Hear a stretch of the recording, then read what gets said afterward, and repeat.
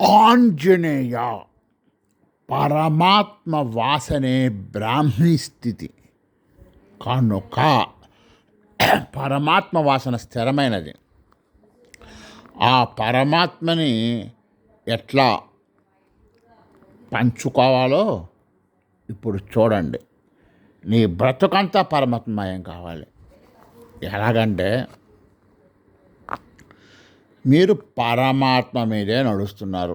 మీలో పరమాత్మ ఉంది, బయట పరమాత్మ ఉంది. మరి పరమాత్మ ఉన్నది కదా, మరి పరమాత్మ ఉండటం వల్ల ఈ సృష్టి అంతా నడుస్తున్నదయ్యా.